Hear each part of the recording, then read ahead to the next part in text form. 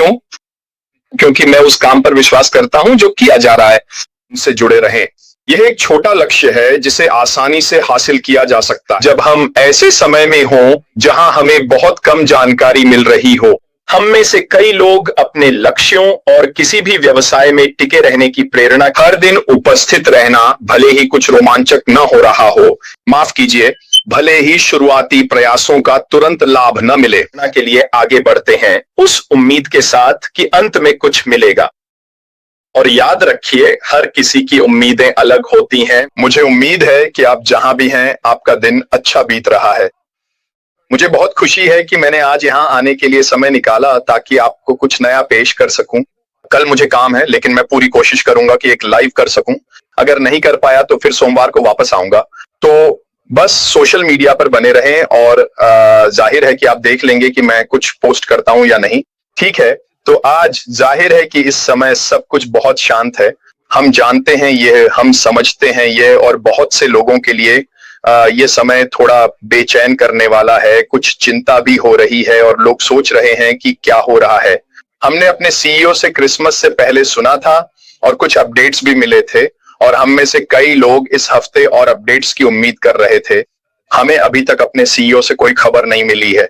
मैंने क्रिस से बात की थी, उन्होंने कहा एशले इस समय बहुत शांत है, जो आमतौर पर इसका मतलब होता है कि पर्दे के पीछे बहुत कुछ चल रहा है। और आज मैं आपसे जिस बारे में बात करना चाहता हूं वह ये है कि लगातार आगे बढ़ते रहना, उस जुनून को बनाए रखना और रोजाना इस बिजनेस या किसी भी बिजनेस में आगे बढ़ते रहना कितना मुश्किल होता है।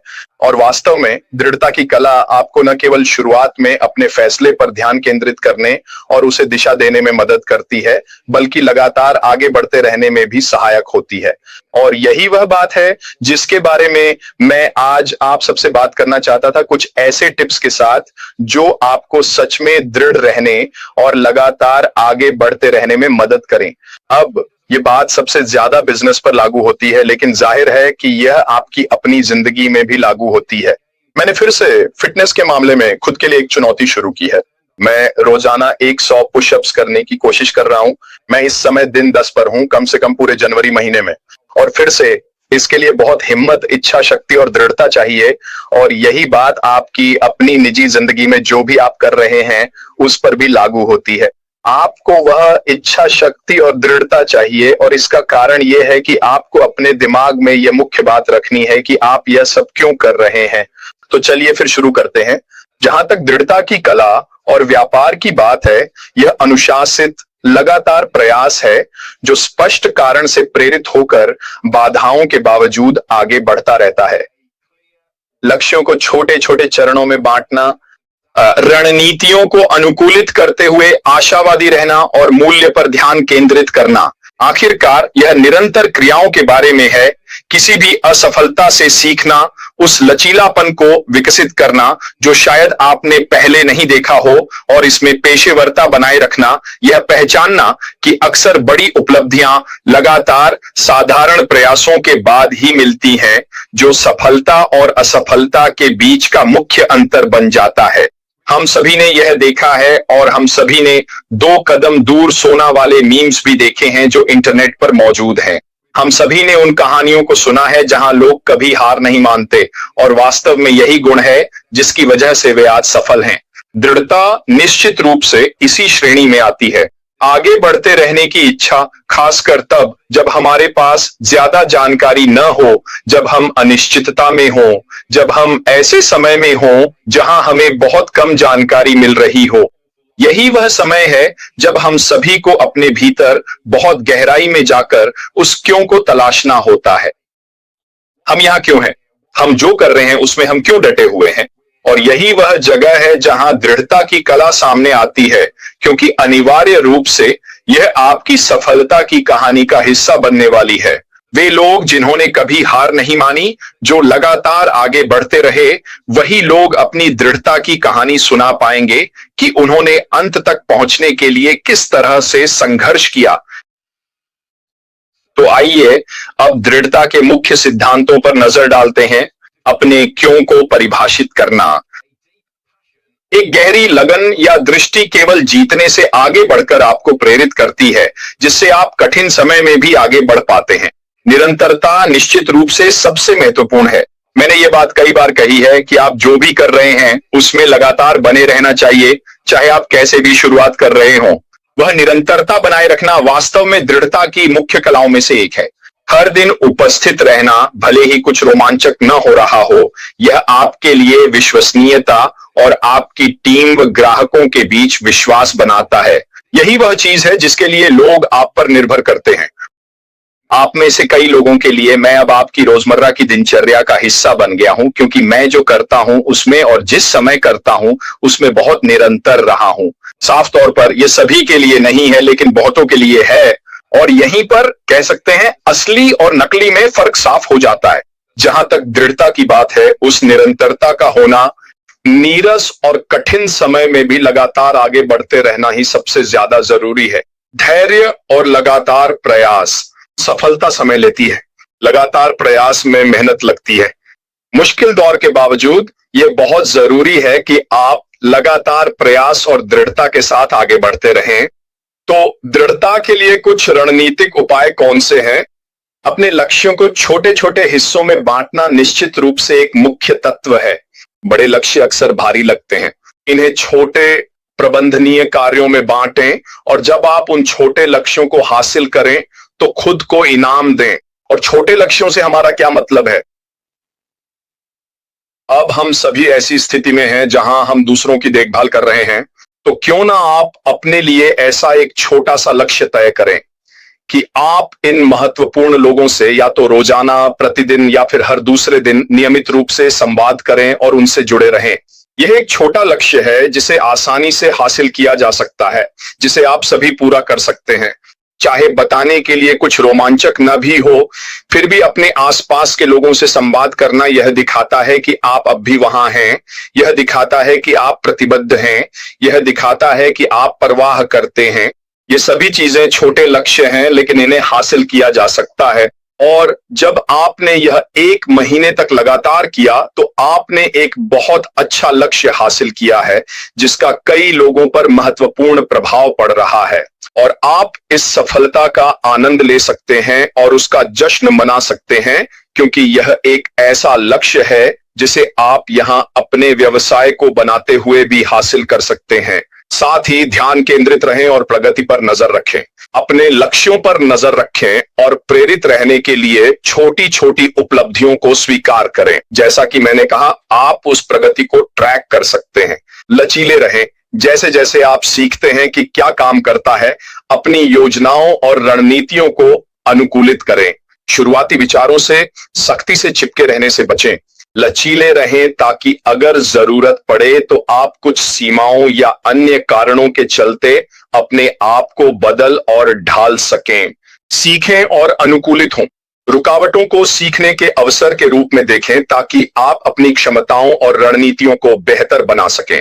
और आखिरी बात यह है कि मूल्य प्रदान करें। ग्राहकों को लगातार मूल्य प्रदान करें ताकि विश्वास बन सके, भले ही शुरुआती प्रयासों का तुरंत परिणाम न मिले। माफ कीजिए, भले ही शुरुआती प्रयासों का तुरंत लाभ न मिले। तो फिर लचीलापन के लिए सही मानसिकता क्या है? जाहिर है हमने रणनीतियों पर बात की है।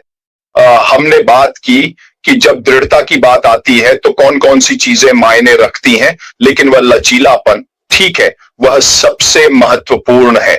इसके लिए सही मानसिकता कैसे रखें? असफलता को एक सीखने की प्रक्रिया के रूप में अपनाएं। असफलताओं का उपयोग अगली कोशिश के लिए ज्ञान प्राप्त करने के लिए करें। याद रखें, आप तभी असफल होंगे जब आप रुक जाएंगे। अगर आप चलते रहते हैं तो आप निरंतरता बनाए हुए हैं, आप आगे बढ़ रहे हैं। जिस दिन आप रुक जाते हैं वही दिन है जब आप यह स्वीकार करते हैं कि मैं असफल हो गया हूं। अगर आप लगातार चलते रहते हैं तो यही सबसे महत्वपूर्ण है जो आप कर रहे हैं। आप लगातार आगे बढ़ते जा रहे हैं। आप अपने लक्ष्य की ओर आगे बढ़ने वाली मानसिकता और फोकस बनाए हुए हैं। यही मैं लोगों में डालने की कोशिश कर रहा हूं। बार बार कोशिश करने की मानसिकता, चाहे आपके जीवन में कितनी भी बाधाएं आई हों, यह सुनिश्चित करें कि आप आगे बढ़ते रहने के लिए सही लचीला रवैया अपनाएं। डर और संदेह का सामना करें और इन भावनाओं को स्वाभाविक मानें। ठीक है, डरना, संदेह होना यह स्वाभाविक है, लेकिन यह कोई रुकावट नहीं है। ये कोई ऐसी चीज नहीं है जो आपको रोक देनी चाहिए। फिर से कोशिश करें, शायद नए नजरिए के साथ, शायद छोटे लक्ष्यों के साथ या अलग तरीके से। यह डर और संदेह से लड़ने में मदद करता है। अनुशासन विकसित करें, पहल करें, अपनी बात पर कायम रहें और कठिन चीजों से बचें नहीं। ठीक है, कभी कभी दयालु बनने के लिए कठोर होना पड़ता है। सीधे सपाट तरीके से बात करना, लोगों को सच बताना, चाहे वह उन्हें चोट पहुंचाए या नहीं, कई बार यही सबसे अच्छा रास्ता होता है, ताकि लोगों को स्पष्टता मिले, वे फोकस कर सकें और निश्चित रूप से वे यह समझ सकें कि वास्तव में क्या हो रहा है। और यहां आखिरी बात यह है कि मूल बातों पर ध्यान दें। जब आप लचीलापन सीख रहे हों, तो मुख्य व्यावसायिक सिद्धांतों में खुद को मजबूत रखते हुए अवसरों के लिए सतर्क रहें। मुझे लगता है दोस्तों, इन सब का मूल सार यही है कि मैं आपसे जिस महत्वपूर्ण बात की चर्चा कर रहा हूं, वह है लचीला बने रहना, लगातार प्रयास करते रहना और आगे बढ़ते रहना। मेरे लिए सच में यही एकमात्र विकल्प है। क्यों? क्योंकि जिस पल मैं आगे बढ़ना बंद कर देता हूं, वही दिन होता है जब मैं अपनी गति खो देता हूं, जो मैं अपने लक्ष्यों के साथ हासिल करने की कोशिश कर रहा हूं। मेरे विचार में ये सारी बातें एक ही चीज में मिलती हैं, और वह है किसी भी नकारात्मकता को झटक देने की दृढ़ता रखना, आगे बढ़ते रहना। जब तक मैं यहां हूं, जब तक मैं इस परियोजना में विश्वास कर रहा हूं, जब तक मैं अपनी सीईओ अश्मीत फरा के साथ हूं, और जब तक मैं यह कर रहा हूं, यहीं से मुझे अपनी दृढ़ता की कला मिलती है, आगे बढ़ते रहने की उसी दृढ़ता से। मैं सच में चाहता हूं कि बहुत से लोगों की सोच भी बिल्कुल मेरी तरह हो। मेरे लिए अब पीछे मुड़ने का कोई रास्ता नहीं है, कोई वापसी नहीं है, प्लान बी या कुछ और करने का कोई सवाल ही नहीं है। मैंने बहुत समय पहले, लगभग 7.5 साल पहले, यह तय कर लिया था कि चाहे जो भी हो, यही मेरा व्यवसाय होगा, और अगर ये नहीं है तो फिर और कुछ भी नहीं है। तो मेरे पास और क्या विकल्प हैं? बस आगे बढ़ते रहना, यही मेरा विकल्प है, और यही मैं कर रहा हूं। मैं दृढ़ बना हुआ हूं, मैं लगातार प्रयास कर रहा हूं, मैं हर मुश्किल को पार कर रहा हूं। क्यों? क्योंकि मैं उस काम पर विश्वास करता हूं जो किया जा रहा है। बहुत से लोग इसे समझ नहीं पाएंगे, बहुत से लोग इस पर विश्वास नहीं करेंगे, बहुत से लोग मुझे मूर्ख कहेंगे और भी बहुत कुछ कहेंगे, लेकिन यही मेरा विश्वास है, यही मैं सोचता हूं, और इसी वजह से मैं लगातार प्रयास करता हूं। और यही वजह है कि मैं आपके लिए इस तरह की जानकारी लाता हूं, ताकि उम्मीद है कि आप भी लगातार प्रयास और दृढ़ता की वही सोच रख सकें। खैर दोस्तों, बस इतना ही आज के लिए मेरी तरफ से। आशा है आपको यह पसंद आया होगा। उम्मीद है कि मैं कल फिर किसी नए विषय के साथ वापस आऊंगा और हम फिर से बात करेंगे। कल अगर मैं आया तो हम आप सभी को एक अच्छा शाउट आउट भी देंगे, तो सुनिश्चित करें कि आप चैट एरिया में मौजूद रहें और हम आपको एक अच्छा शाउट आउट देंगे। हम में से कई लोग अपने लक्ष्यों और किसी भी व्यवसाय में टिके रहने की प्रेरणा के लिए आगे बढ़ते हैं, उस उम्मीद के साथ कि अंत में कुछ मिलेगा। और याद रखिए, हर किसी की उम्मीदें अलग होती हैं। मेरी आपकी उम्मीदों से अलग हैं, आपकी किसी और की उम्मीदों से अलग हैं, आदि। एक ही तरीका सब पर लागू नहीं होता। इसीलिए यह बहुत जरूरी है कि अपनी उम्मीदों के बारे में बहुत जमीन से जुड़े रहें और उन्हें बहुत बड़ा न बनाएं, क्योंकि अनिवार्य रूप से अगर आपकी उम्मीदें बहुत ऊंची हैं, तो आप हमेशा, खैर हमेशा नहीं, लेकिन अक्सर निराश होंगे, क्योंकि आप किसी चीज से बहुत अधिक उम्मीदें लगा रहे हैं।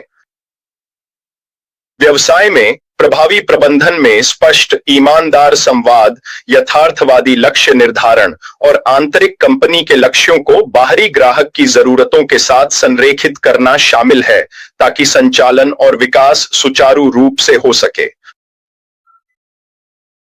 यह समझना वास्तव में महत्वपूर्ण है कि व्यावसायिक अपेक्षाएं कई प्रकार की होती हैं। ये कोई एक व्यक्तिगत चीज नहीं है। स्पष्ट रूप से ग्राहक की व्यवसाय से एक अपेक्षा होती है और इसमें उत्पाद की गुणवत्ता, सेवा की गति, आसान समाधान, व्यक्तिगत अनुभव और डेटा सुरक्षा की उम्मीदें शामिल हैं, जो पिछले अनुभवों और उद्योग की प्रवृत्तियों से आकार लेती हैं। यही वह है जिसकी ग्राहक व्यवसाय से अपेक्षा करता है। इसके अलावा कर्मचारियों की भी अपेक्षाएं होती हैं, जैसे कि उचित वेतन की मांग, विकास के अवसर, अच्छा कार्य जीवन संतुलन, सहायक प्रबंधक, मान्यता और व्यवसाय के भीतर स्पष्ट संवाद। और फिर नियोक्ता कंपनी की भी अपनी अपेक्षाएं होती है। बॉस यानी जिम्मेदार व्यक्ति, वे न केवल व्यवसाय से बल्कि उसमें काम करने वाले लोगों से क्या अपेक्षा रखते हैं, और वह है कर्मचारियों की विश्वसनीयता की आवश्यकता। कौशल का प्रयोग यानी तकनीकी और सॉफ्टवेयर, जहां भागीदारी, उत्पादकता, नवाचार और रणनीतिक लक्ष्यों के साथ संरेखण की आवश्यकता होती है। यह समझना महत्वपूर्ण है कि व्यवसाय के ये मुख्य तत्व पूरे संगठन की अपेक्षाओं के लिहाज से बहुत जरूरी हैं। हर एक तत्व अपने आप में महत्वपूर्ण है, लेकिन जब ये सब एक साथ आते हैं तो वे मिलकर किसी व्यवसाय को सफल बनाते हैं। तो वास्तव में व्यवसाय के संदर्भ में अपेक्षाओं का प्रबंधन करना इतना मायने क्यों रखता है? वे क्यों महत्वपूर्ण हैं?